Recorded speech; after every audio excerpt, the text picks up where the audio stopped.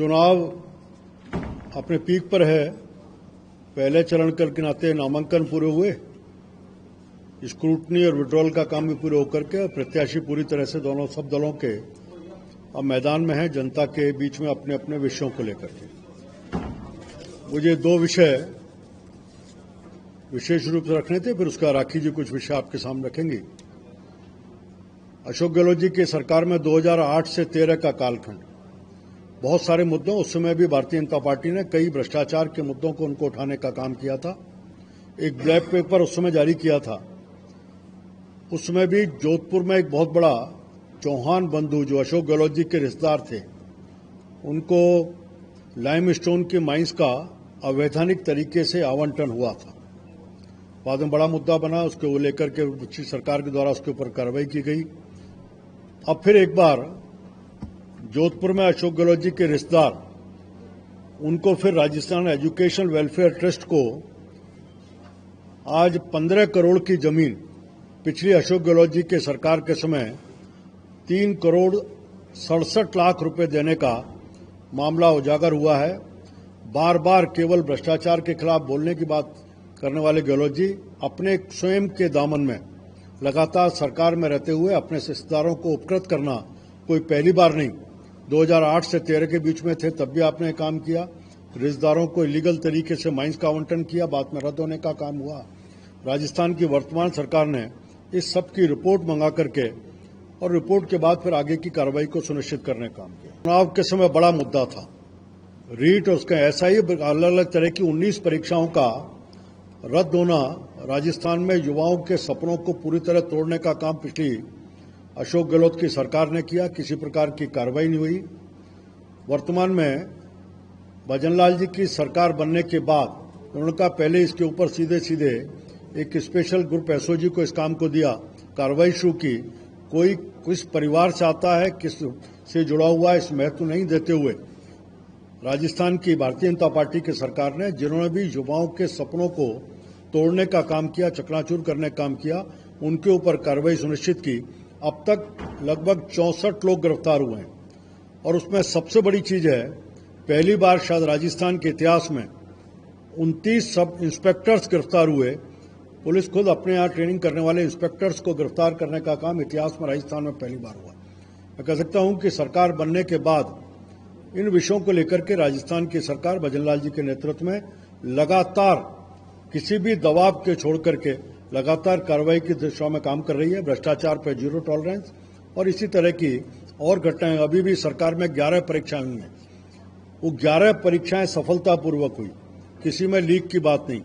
ये प्रकट करता है कि हम युवाओं के भविष्य को लेकर के चिंतित हैं, रोजगार के अवसर भी देंगे, परीक्षाओं को सुनिश्चित करेंगे, प्रभावी तरीके से निकाल करके उनको भविष्य को हम एक अच्छे दृष्टि में ले जाएं। जनता पार्टी के कार्यक्रम और भारतीय जनता पार्टी की रीति नीति और विचारधारा में साथ चल पाएगा, वो साथ चलेगा।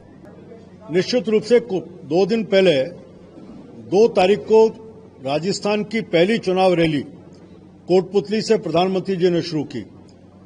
आजादी के बाद पहला कोई प्रधानमंत्री था जो कोटपुतली की उस धरती पर आया था। मैं कह सकता हूं कि शायद देहात में या कोटपुतली के इतिहास की अब तक की सबसे बड़ी रैली थी। बड़ी संख्या में लोग वहां पर, हर वर्ग के लोगों ने आकर के मोदी जी का स्वागत किया था। मुझे विश्वास है 5 तारीख की चूरू की रैली और 6 तारीख की रैली, दोनों में भी जिस प्रकार कार्यकर्ताओं में उत्साह, जनता में मोदी जी को सुनने का, देखने का और उनके चीजों को एक बार प्रकट रूप से अनुभव करने का जो भाव है, मुझे विश्वास है कि बड़ी संख्या में लोग आएंगे। वहां केवल लोकसभा क्षेत्र नहीं, जिस प्रकार से चीजें निकल करके आ रही हैं, राजस्थान में फिर एक बार हम 25 सीट जीतने का हैट्रिक बनाने की तरफ बढ़ रहे हैं। लगातार चिंता करें, जिससे पार्टी ने लगातार उनको 35 साल से उनको परिवार को सारे अवसर दिए। ऐसे लाखों कार्यकर्ता हैं जिनकी 2 पीढ़ी खप गई, उनको पार्षद का टिकट नहीं मिला। आपके पिता को सांसद बनाया, 4 बार सांसद बनाया, मां को विधायक बनाया, आपको 2 बार सांसद बनाया। उसके बाद एक बार आज एक सामान्य व्यक्ति को वहां टिकट दिया जो अंतर्राष्ट्रीय स्तर पर भारत की छवि को बढ़ाने का काम किया, गोल्ड मेडल लेकर के आए।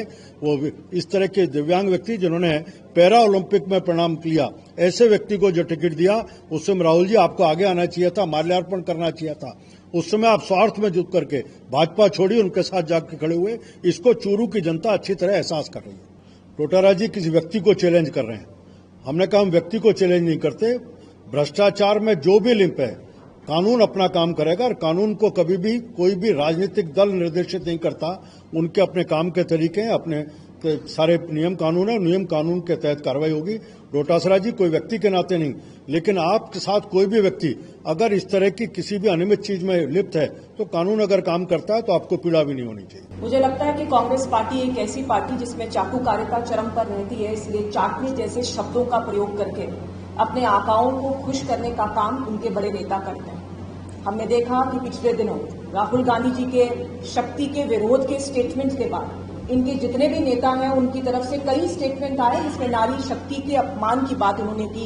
इनकी सोशल मीडिया की हेड सुप्रिया श्रीनेत जी का जो पिछले दिनों ट्वीट था, अभी तक मालूम नहीं चल पाया है कि किसने ट्वीट किया था, किसने हमारी जो नेता हैं उनके बारे में अपशब्दों का प्रयोग किया। ऐसे शब्दों का प्रयोग जो कि सार्वजनिक, हम लोग नॉर्मल मंच पर इन शब्दों का प्रयोग यूज नहीं कर सकते, ऐसे शब्दों का प्रयोग सार्वजनिक मंच पर इनके नेताओं द्वारा किया गया। कहीं ना कहीं ये कांग्रेस की एक मानसिकता को दिखाता है कि वो नारी के खिलाफ है, महिलाओं के आगे उत्थान के खिलाफ है। और एक बात मैं पुरजोर तरीके से कहना चाहूंगी, जिन महिलाओं के बारे में ये स्टेटमेंट्स दिए गए, जो वरिष्ठ सांसद हैं हमारी या वरिष्ठ नेता हैं, वो एक ऐसी नेता है जिन्होंने अपने बूते पर इस मुकाम को पाया है। वो सोनिया गांधी और प्रियंका गांधी नहीं है जिनको परिवार से विरासत में राजनीतिक जो है एक सिस्टम मिला हो और उसके आधार पर वो लोग आगे चल रहे हो। सेल्फ मेड लोग हैं, सेल्फ मेड महिलाएं हैं और उनका सम्मान करना हम सबकी जिम्मेदारी है। ये मानसिकता कांग्रेस की दिखाती है जो शाहबानो केस से लेकर के आज तक लगातार महिला विरोधी रही है। और मैं ये चैलेंज देना चाहती हूं इनके नेताओं को कि बात करनी है तो इस बात पे होनी चाहिए चर्चा, जब चुनाव का माहौल है, कि आप लोगों ने नारियों के लिए, महिलाओं के लिए क्या किया और हमारी सरकार ने क्या किया। मैं कहना चाहूंगी कि प्रियंका गांधी जी का जो स्टेटमेंट था, लड़की हूं लड़ सकती हूं, उलट हो चुका है। अब देश की नारी ये कह सकती है कि देश की नारी कांग्रेस की विचारधारा के खिलाफ लड़ सकती है, क्योंकि देश की नारी खड़ी है उसके साथ जिन्होंने 12 करोड़ से ऊपर टॉयलेट्स की व्यवस्था करी, 12 करोड़ से ऊपर उज्ज्वला योजना में गैस कनेक्शंस दिए, 13.5 करोड़ हर नल से जल की व्यवस्था की, सुकन्या समृद्धि योजना से बच्चियों के भविष्य को सुधारा है, बेटी बचाओ बेटी पढ़ाओ अभियान के तहत आज 1000 पुरुष पे 1020 महिलाएं यहां पर है। सैनिक स्कूल में बच्चियों के एडमिशन की बात हो, सेना में परमानेंट कमीशन की बात हो, ड्रोन के माध्यम से तकनीक महिलाओं के हाथों तक पहुंचाने की बात हो, या लखपति दीदी बनाने की बात हो, लगातार जो प्रयास मोदी जी ने किए हैं महिला को आगे लाने के लिए। और सबसे बड़ी बात, लोकसभा में और विधानसभा के अंदर 33% आरक्षण देकर के नारी शक्ति वंदन अधिनियम के माध्यम से महिलाओं को मुख्य धारा में लाने का जो एक संकल्पित काम मोदी जी ने किया है, आप विचार इस पे रखिए। कंपटीशन इस बात का होना चाहिए, जनता लगातार इनको नकार चुकी है और इसीलिए इस तरह के स्टेटमेंट देके लगातार नारियों का अपमान किया जा रहा है। वो मानसिकता राजस्थान के नेताओं के बीच में भी हमने देखी, चाहे शांति धारीवाल ये कहते हो कि दुष्कर्म में हम नंबर 1 है, क्योंकि हाँ ये प्रदेश मर्दों का प्रदेश है। ये इनकी खुद की विधायक दिव्या मदेरणा ये कह चुकी है कि हम कांग्रेस सरकार में सुरक्षित नहीं थे। मुख्यमंत्री कहते थे कि दुष्कर्म के केसेस महिलाओं द्वारा झूठे दर्ज कराए जाते हैं। तो ये इनकी मानसिकता लगातार चल रही है। सुनियोजित तरीके से जिस तरह से महिलाओं का अपमान किया जा रहा है, मैं कहना चाहूंगी महिला शक्ति संगठित होकर आगे आने वाले चुनाव में कांग्रेस पार्टी को इस घटिया मानसिकता, इस हल्की मानसिकता का जवाब देकर 4 जून को आप देखिएगा महिलाएं बढ़ चढ़ के आदरणीय मोदी जी पर अपना विश्वास जताएंगी। और मैं भर्त्सना करना चाहती हूं जो स्टेटमेंट लगातार इनके नेताओं द्वारा दिया जा रहा है।